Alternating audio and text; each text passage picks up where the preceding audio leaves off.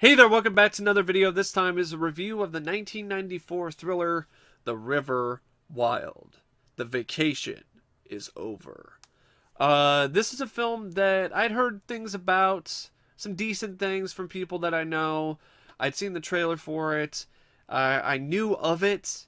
It was always a film that I was curious about seeing, but I never got around to seeing because it would always end up on the back burner. There'd be other films that I'd be more interested in over The River Wild.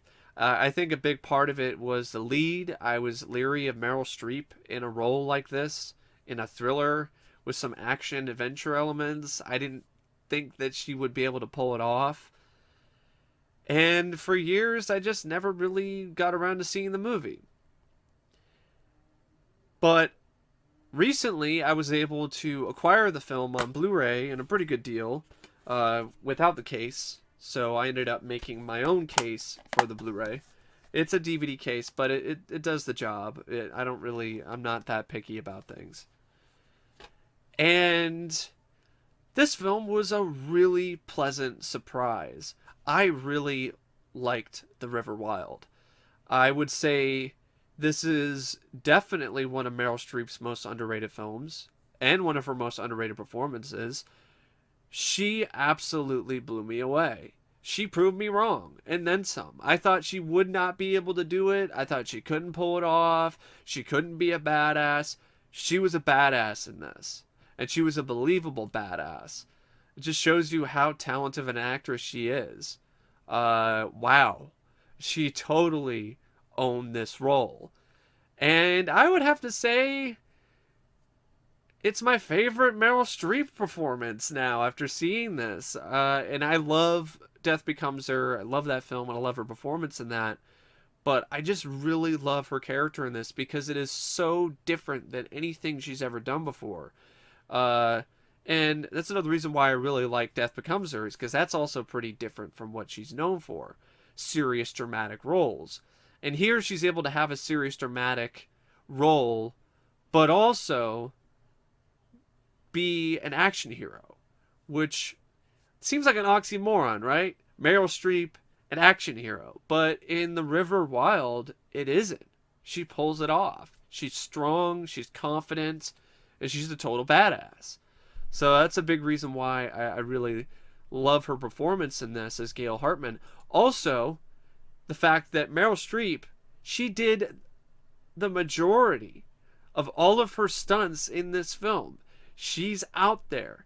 She's traversing these class 5 rapids. She's doing all of this. She's putting her ass and her life on the line for the sake of entertainment and for cinema.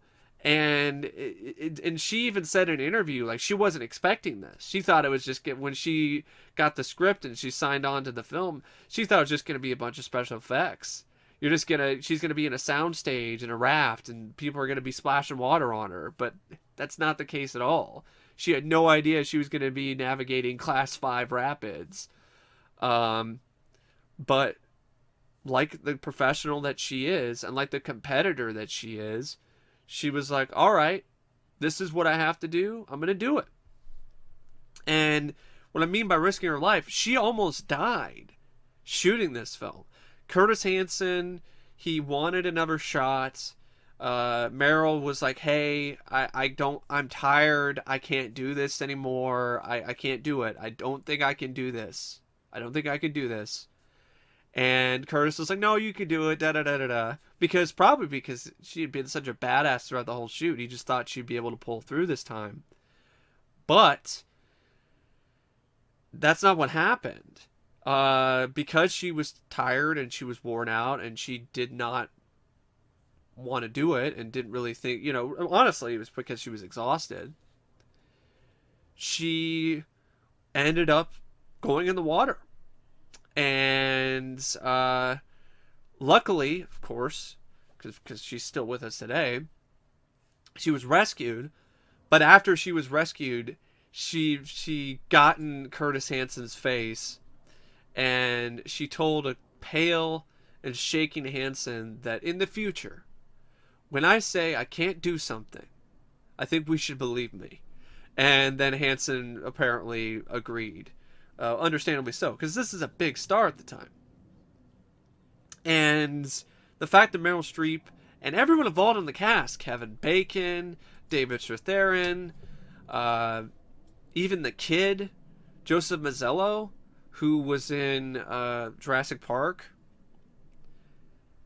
and John C. Reilly, they did all their own stunts. They're actually there in the rapids. They're getting blasted with water, and they're risking a whole heck of a lot. Even though there's professionals there, and there's divers probably, and there's safety guys that are on hand, it's still, I mean, these rapids are unpredictable. These rapids are deadly. These rapids are insane. Um, this is the kind of film that when it, like I said, when it gets going, it really gets going. And when you get to the gauntlet at the end, and it's these class 5 rapids, it is unlike anything that you have ever seen when it comes to a film that deals with whitewater river rafting, and unlike anything you'll ever see again. You will not see a film like The River Wild ever again, because there aren't going to be big actors who are going to sign off to a project like this. If you see anything like it, it'll be done behind a green screen. There's no way they're going to actually go and get in the rafts, train, and navigate these class 5 rapids for real. That's not going to happen anymore. And, you know, that, I mean, for good reason, because people could die, people could get hurt. And, you know, insurance companies are like, and actors are like, hell no, I don't want to, no, I'm not doing that. But that's one of the things that makes this film stand out and makes it so unique in a lot of ways compared to some of the other uh, films from today, definitely, especially the thriller genre, is because of that element. I mean, the real life danger. It's tangible. It's not behind a green screen. It's for real. And it goes from the river wild to the river fucking insane. Like, that's really what it does. It's like the river, holy fucking shit. That's what happens at the climax of this film when they get to the gauntlet. It's not the river wild. That's putting it mildly. It's the river, holy fucking shit. Oh my god, we're gonna fucking die, river. That's what that is. um, Now, the film was directed by Curtis Hanson, and I honestly think this is some of his most impressive direction when it comes to his career. It's just lush and lavish. The photography is gorgeous, and the way that he handled the river rafting scenes, that had to be extremely difficult to get those shots right, try to do them even more than once, to be able to convince your actors to do this crazy shit and to keep run a tight ship despite all of this insanity that's going on the set. I also definitely felt Robert Elswit, who was a cinematographer for the film, who I believe also worked with him before. The cinematography in this is absolutely gorgeous, especially the shots of the woods and of the river, and it's a really beautiful looking film. Really captures the beauty of nature as well as the danger and the intrigue. And it's got a solid script by Dennis O'Neil. I like the incorporation of sign language. I thought that was really fun. I really thought the way that majority of the characters are written is quite good, especially Gale. David Stratharin, he's got an overworked husband who doesn't have time for his family, so it's a little bit of a cliche, but I still liked his character, and I still liked his performance. I just would have preferred if the story didn't focus so much on the family drama. It really gave me soap opera flashbacks. Um, Kevin Bacon, is the way he's written is great because he starts off as a very amicable and seemingly harmless guy who's just, you know, just got a nice personality, seems like a fun guy to hang around, and then I thought the script did a great job slowly showing like how truly nuts this guy is. and showing him increasingly crossing the line. I mean, something as simple as just like giving the kid hundreds of dollars for birthday money. You know, just something like that. I thought was a nice touch. And Kevin Bacon in this is phenomenal. I mean, he plays such a great villain. And he's an underrated actor when it comes to roles like this. He was typecast as a pretty boy because of Footloose. He really was. He was typecast as a leading man, good guy, and in films like The River Wild and Hollow Man, he shows that he can be bad just as good as any of the other actors like James Spader and so on and so forth who are known for being bad.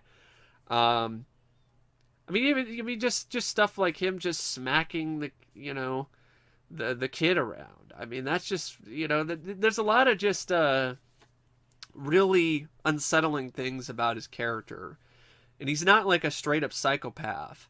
He's more of like a really, it seems like almost ignorant at times, but like dangerously so, and definitely cocky and a little bit of a sociopath.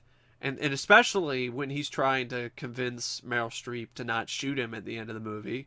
That was a great. I thought that line delivery was amazing by Kevin Bacon, because that's kind of, he makes it look easy in that particular sequence, but that kind of back and forth within the same sequence is not an easy thing to pull off. And so he starts off with the sympathetic stuff. He's trying to get her to feel sympathy for him, but at the same time he's trying to play mind games.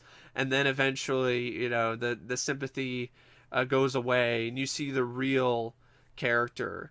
And it's honestly quite terrifying, because you realize that it was all an act, and he was so good at being emotional, and it shows you that this particular individual is a straight up sociopath. And I really liked Wade. I liked the character, and I loved Kevin Bacon's performance as Wade. Really underrated villain performance, if you ask me. Kevin Bacon as Wade. It was nice to see John C. Reilly too, and I like the way that character was written, who is the right hand man to Wade, Terry.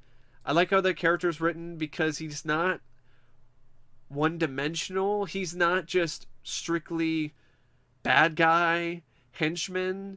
He actually has moments where he's conflicted about what he's doing and what he's being asked to do, which is something that the script didn't necessarily have to do, but it did. And I want to give Dennis O'Neil a lot of credit for that. He didn't have to go that far with a pretty small character in all not necessarily all instances, but pretty small character for the film. He didn't have to give him like that extra bit of depth, but he did that, and I really appreciate it.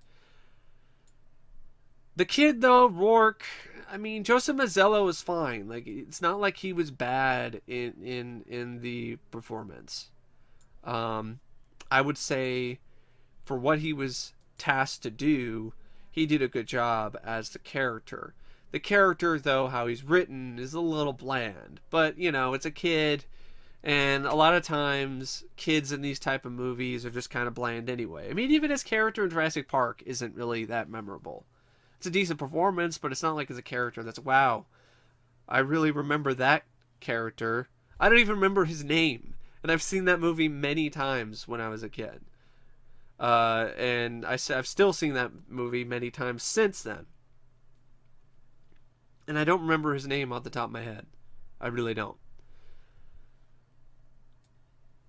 So yeah, the cast, I can't really think of anybody that's miscast in this film. I mean, even Benjamin Bratt was well cast as the ranger who gets involved in the craziness in the near the end of the film, or actually, it's kind of honestly halfway through the movie, because the end of the film is the gauntlet But before that, there's still a lot of drama going on, and a lot of suspense, and a good amount of thrills.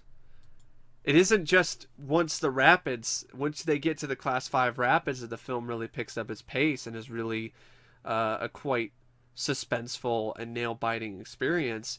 It's before that. As soon as Wade's motivations are clear, that is when the film just really takes things to a whole other level.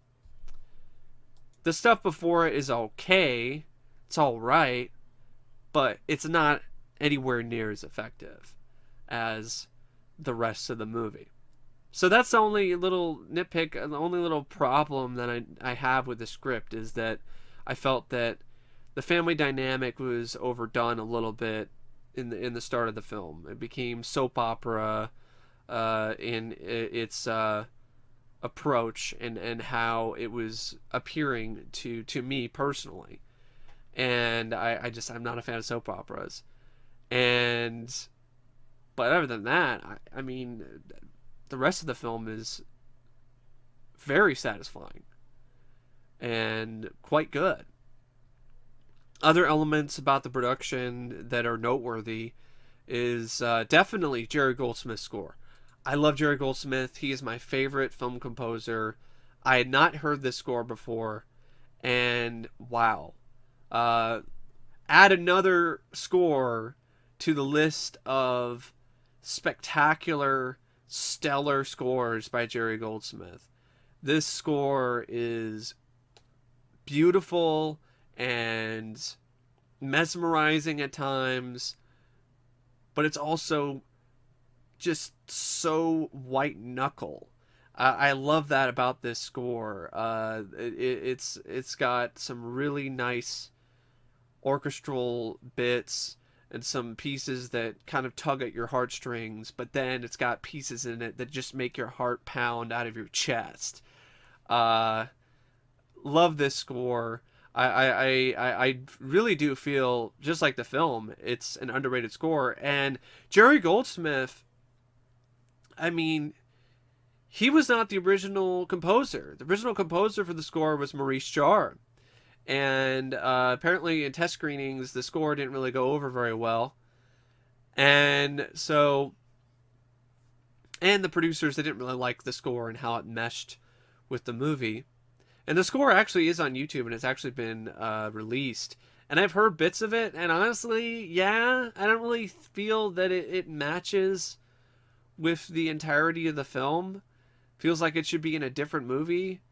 So I can see why people are like, yeah, I don't know about that. So Jerry Goldsmith was hired last minute, and like he's done before and would do after this. I mean, he was given not that much time. He was given maybe like a month or two, or maybe a little bit more than that. I don't know the exact time, but it was not a lot of time at all. And turned out a really excellent score. And what do I mean by he would do it later? He did that with Air Force One. Air Force One had a different score. The studio didn't like it, and Goldsmith was hired last minute and came up with the Air Force One score that has that really memorable opening theme and other great elements to it in seemingly no time. So that's just how uniquely and amazingly talented of a composer Jerry Goldsmith was. I miss him so much, because really there are not that many composers in films today that compare to Goldsmith, or even someone like Silvestri or Horner. I mean, even Horner, he had a problem with copying a lot of his scores later in his career, or even during his prime, but he still came out with some really amazing scores. There are a few exceptions with new composers that are on par with greats like them, and John Williams and Basil Polidorus is another one that's just so underrated. but there aren't as many. It just seems like there is not as many like really uniquely one of a kind composers working today. I mean, Hans Zimmer, he had his moments, but he's just kind of hit and miss for me right now. And there's a few others like, but we lost one recently, Johann. Johann, I thought he was quickly rising up the ranks to be amongst some of the great composers, and he just had let his personal demons take control. So, uh, yeah, I didn't mean this. I don't want to keep gushing about Jerry Goldsmith, but I can't help it because this score I'd never heard before. I'd never seen this movie before, and as soon as I heard it, I was like, "Is this Goldsmith?" And then when I saw his name in the credits, I'm like, "I know this is going to be a good score," and it was, and it's, in my opinion, one of his best. Now, apparently, David Stratharin's character was actually offered to Sam Neill, Tom Hartman. And that would have been interesting to see Sam Neill in this movie alongside Meryl Streep and Joseph Mazzelo, who was the kid and who was the boy in Jurassic Park. I'm just gonna look up the character's name right now, so people aren't like, his name is Tim. Okay, so yeah, his name is Tim. So yeah, that would have been interesting. Like straight after Jurassic Park, it's Sam Neill and so it's Dr. Grant and Tim, but this time it's not dinosaurs. It's river rapids, and bank robbers. But that it wasn't meant to be, and I'm glad David Stratharin got it because David Stratharin's another actor who I feel is quite overlooked. He's a really good actor, and he did give a lot to this. And he's not the type. He's another type of actor you don't see in roles like this, in leading man roles, because he's not the typical pretty boy film star. He's a normal looking guy, and but I loved how, despite his character's overall appearance, he still showed a lot of toughness. And he showed some smarts too, because in the climax he comes up with some really clever traps. So, and he did a lot of his own stunts too, including swimming underwater. So, yeah, I really got to give David Stratharin a lot of credit for this role. It was physically demanding, and he pulled it off, and then some. And yeah, I bought this tension that was going on between Tom and Gail, and I also bought that they did at one time love each other, and I bought their love for one another once they found a way to help one another, despite the fact that they're so far apart from each other. So I really thought that in that aspect of the script was handled really well too. That these were two characters that were splitting further and further apart in their relationship, and in this moment of just sheer terror and intensity, they are still far apart in terms of geography, but in terms of spirit and in terms of their overall connection with one another, they're stronger than ever, despite that geographic separation. I like that aspect of the script. Um, the editing by David Brenner and Joe Hutching. That's a last name that just, why can't it just be like Hutching? Why does it have to be Hutching? Hooching or whatever. I thought the editing was also quite good. Quite excellent. Like I said, any of the stuff that deals with editing in this film that I feel could have been done better is tied to the script. It's not tied to the editing. It's not really. I mean, especially in the rapid scenes and the gauntlet at the end. I mean, damn, holy shit. I mean, honestly, if you haven't seen this film, You should see it at least once just for the river uh, rapid sequences, especially the one in the climax in the gauntlet. It's a must see for that, and in as high definition as you could possibly see it in, because it is an absolute breathtaking spectacle. It really is. I mean, it took my breath away and it gave me chills all at the same time. Now, the movie cost about $45 million, and it definitely looks like it cost a good amount of money. From the location shots and from how everything looks like it's a high quality production. Nothing about it looks that low budget.